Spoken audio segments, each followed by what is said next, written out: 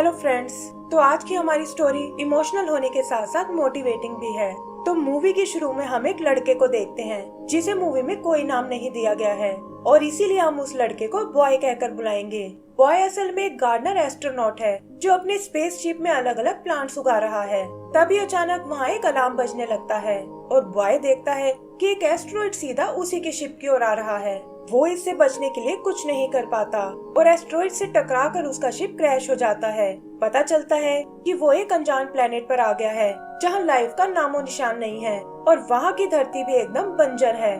वो अपनी डिवाइस से अर्थ को कांटेक्ट करने की कोशिश करता है लेकिन जहाँ उसे कोई सिग्नल नहीं मिलता और उसका कनेक्शन टर्मिनेट हो जाता है। उसे ये देखकर बहुत निराशा होती है कि अब भला वो वापस कैसे जा पाएगा और गुस्से में वो एक स्टोन को किक करता है लेकिन वो स्टोन उल्टा वापस उसी से आ टकराता है। बॉय गुस्से में एक बार फिर उसे उठाकर फेंकता है लेकिन इस छोटे प्लेनेट की ग्रेविटी के कारण स्टोन घूमकर वापस उसी के पास आ जाता है। आगे हम उसे वहाँ एक प्लांट लगाते हुए देखते हैं जो असल में एक मैंगो ट्री है और उसे उम्मीद है कि इससे वो अपने लिए यहाँ खाना उगा सकता है। लेकिन बंजर जमीन होने के कारण जल्दी ही वो प्लांट सूख जाता है और बॉय की सारी उम्मीद टूट जाती है। वो समझ जाता है कि अब उसे मरने से कोई नहीं बचा सकता और तभी वो सामने से आते एक दूसरे स्पेसशिप को देखता है जो ना जाने कहां से आकर उसके प्लेनेट पर क्रैश हो जाता है। बॉय को कुछ समझ नहीं आता और क्यूरियस होकर वो उस शिप को चेक करने जाता है जो देखने में किसी एलियन शिप के जैसा है। यहाँ उसे पैरों के कुछ निशान दिखाई देते हैं और उनका पीछा करते हुए वो वापस अपने स्पेसशिप के पास आ जाता है। यहाँ वो अपने प्लांट के प्रोटेक्टिव ग्लास को देखता है जो लुढ़कता हुआ सीधा उसी की ओर आ रहा है और इससे पहले कि वो कुछ समझ पाए वो अपने मैंगो ट्री को तेजी से बढ़ता हुआ देखता है जिसके पास पिंक बालों वाली एक लड़की खड़ी हुई है।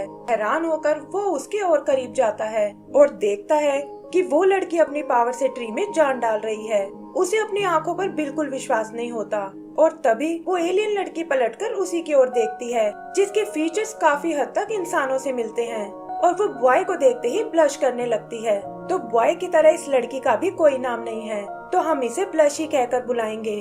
बॉय खुद भी इतनी सुंदर लड़की को देखकर बहुत हैरान था और शर्माते हुए उसे ग्रीट करता है। ब्लश भी उसे गौर से देखने उसके करीब आ जाती है और फिर अचानक भागकर उसके स्पेसशिप में चली जाती है। वो बॉय को अंदर से उसके प्लांट्स लाकर देती है और वो उन्हें उस प्लेनेट की जमीन पर लगाने लगते हैं। बॉय देखता है कि ब्लश की ओर से वो प्लांट तेजी से बढ़ रहे हैं और तभी अचानक ब्लश गलती से उसका हाथ पकड़ लेती है और ऐसा लगता है जैसे उनके बीच एक केमिस्ट्री शुरू हो गई है। तभी ऑक्सीजन खत्म होने से बॉय के हेलमेट में फॉग जम जाती है और ब्लश ये देखकर उसके हेलमेट को रिमूव कर देती है। बॉय सांस लेने के लिए स्ट्रगल करने लगता है लेकिन देखता है कि ब्लश एक बार फिर अपनी पावर्स का यूज कर रही है और इससे उस प्लेनेट पर एक एटमॉस्फेयर क्रिएट हो जाता है जिसमें वो आराम से सांस ले सकता है। आगे का सीन कुछ टाइम बाद का है जहाँ बॉय ब्लश से मिलने उसकी स्पेसशिप में जाता है और वो देखती है कि उसने हाथ में एक मैंगो पकड़ा हुआ है। फाइनली उनका ट्री अब फ्रूट देने लगा था और बॉय चाहता था कि ब्लश उसे एक बार ट्राई करके देखे। वो उसे मैंगो खाने का तरीका सिखाता है और हम देखते हैं कि ब्लश को भी मैंगो का टेस्ट बहुत पसंद आया है। इसी तरह उनकी नजदीकियां बनने लगती हैं और वो दोनों एक दूसरे का साथ एंजॉय करने लगते हैं। इतना वक्त साथ बिताने के बाद भी बॉय उसे प्रपोज करने की हिम्मत नहीं कर पाता लेकिन ब्लश अब और वेट नहीं करना चाहती थी और भागकर बॉय को किस कर लेती है। जल्दी ही वो लोग अपने शिप्स को जोड़कर एक घर बना लेते हैं और पता चलता है कि उनके यहाँ एक नई मेहमान भी आ गई है। जल्दी ही वो 3 से 4 हो जाते हैं और अपने पेरेंट्स की तरह उनकी बेटियां भी मैंगो को बहुत पसंद करती हैं। बॉय अपनी लाइफ से बहुत खुश होता है कि अर्थ से इतनी दूर भी उसे एक फैमिली मिल गई है और वो इसके हर पल को अच्छे से एंजॉय करने लगता है। फिर एक दिन उसकी नजर ब्लश के हाथों पर जाती है जिस पर कुछ ब्लैक से निशान उभर आए हैं और ये देखकर वो दोनों परेशान हो जाते हैं। ब्लश अब पहले जितनी एक्टिव नहीं रह पाती और उसकी तबीयत भी बिगड़ने लगती है।